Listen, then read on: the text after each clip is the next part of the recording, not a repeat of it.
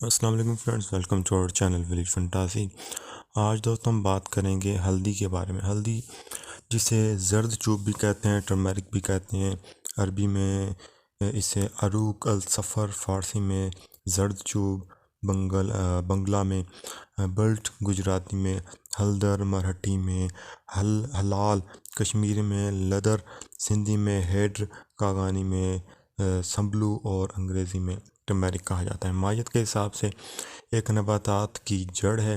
اس نباتات کی شاخ تقریباً 2 گز تک لمبی ہوتی ہے اور شاخ کے آخر میں زرد رنگ کے پھولوں کا خوشہ تقریباً 10-12 انگلی کے برابر لمبا سا لگتا ہے۔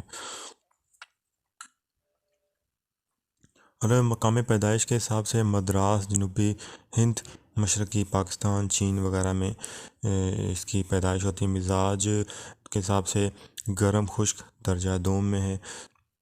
افعال کی بات کریں تو مخرج بلغم، مفتح، عروق، مجفف، قروح، قاتل کرم شکم، محلل، مسکن، مصفی خون، جعلی اور موسن لون ہوتی ہے۔ یہ استعمال اندرونی استعمال کے حساب سے مخرج بلغم ہونے کے باعث صرفہ اور ذیق النفس بلغم میں استعمال کراتے ہیں۔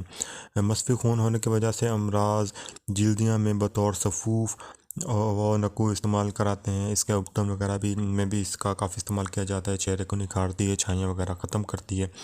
زخموں پر اس کا جو اورام ہوتے ہیں ان پر اس کا ضماد کیا جاتا ہے۔ ورم کو تحلیل کر دیتی ہے۔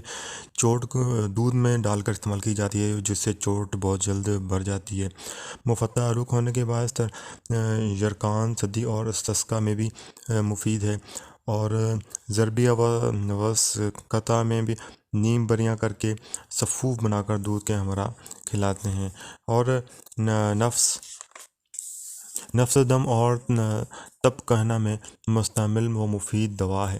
مکو کے جوشاندہ میں ہلدی کا صفوف ملا کر جرکان میں استعمال کراتے ہیں۔ یہ ہر قسم کے سالن کو خوش رنگ اور خوش ذائقہ بنانے کے لیے استعمال کی جاتی ہے۔ بیرونی استعمال کے طور پر ہلدی اور تلوں کی جو کھلی پیس کر لیپ کرنے سے مکڑی کے کاٹنے کا زہر دور ہو جاتا ہے۔ اور تلوں کے تیل میں پکا کر ضربہ وسقط کے مقام معاف پر گرما گرم قابل برداشت گاڑھا لیپ کرتے ہیں۔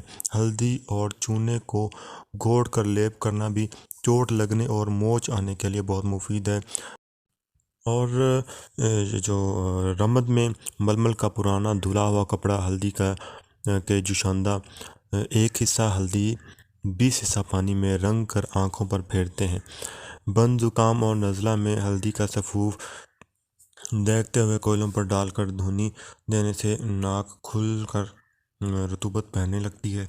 اور یہی دھونی اختناق اور رحم کے دورہ کو بھی دافع کرتی ہے۔ یہ دھونی رات کو سوتے وقت لینی چاہیے اور دھونی لینے کے بعد 2-3 گھنٹے تک پانی نہ پئیں۔ جعلی ہونے کی وجہ سے ناخونہ وغیرہ امراض چشم میں ہلدی کو آگ پر بلبلا کر اس کے ہم وزن پھٹکڑی بریاں ملا کر بطور سرما آنکھوں میں لگاتے ہیں۔ ہلدی کا صفوف گیہوں کا آٹا ہم وزن گائے کے کچے دودھ میں ملا کر چہرے پر بطور اوبٹن ملتے ہیں۔ یہ نہ صرف منہ کو صاف کرتا ہے بلکہ داغ، دھبوں اور چھائیوں کو بھی دور کرتا ہے۔ اسے چہرے پر ایک ہلکی سی زعفرانی کی جھلک دکھائی دینے لگتی ہے۔ اور ہلدی کے اپٹن کا مقابلہ کوئی فیس پاؤڈر وغیرہ یا کریم کبھی بھی نہیں کر سکتی۔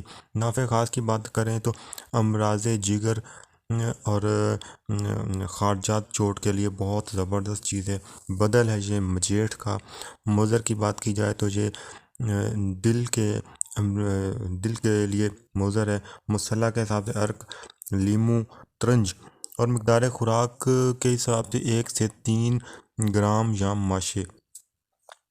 اور جدید تحقیق سے ثابت ہو چکا ہے کہ ہلدی کینسر کے لیے مفید دوا ہے اور السر معدہ میں خاص طور پر نافع ہے۔ ایک اور قسم ہے ہلدی کی جسے ہلدیہ یا ہیڈالی کہا جاتا ہے۔ ایک جڑ جو کہ ہلدی کے مشابہ اور ہلدی سے نکلتی ہے۔ اس کی شناخت یہ ہے کہ آگ پر رکھنے سے یہ ترخ جاتی ہے۔ اس کا رنگ بھورا اور اندر سے زرد، اس کا ذائقہ تلخ ہوتا ہے۔ مقام پیدائش آسام، مزاج گرم خشک، درجہ چہارم، سم قاتل اور افعال و استعمال کے ساتھ اس کا ضماد درد اور جو ورم ہوتے ہیں ان کو تحلیل کرتا ہے، اور طلا مکوی با ہے لیکن زخم ڈالتا ہے، کھانا جائز نہیں۔ تو دوستو یہ تھی ہلدی کی 2 اقسام کے بارے میں نے آپ کے ساتھ ڈسکس کیا، تو جس کے ان کے نقصانات اور فوائد بھی بیان کیے۔ تو دوستو اسی طرح کی ویڈیوز دیکھتے رہنے کے لیے کائنڈلی ہمارے چینل سبسکرائب کر لیں تاکہ آنے والی اگلی تمام ویڈیوز آپ تک پہنچتے رہیں۔ دعاؤں میں یاد رکھیں، اگلی ویڈیو تک کے لیے اجازت دیں۔ بہت بہت شکریہ، اللہ حافظ۔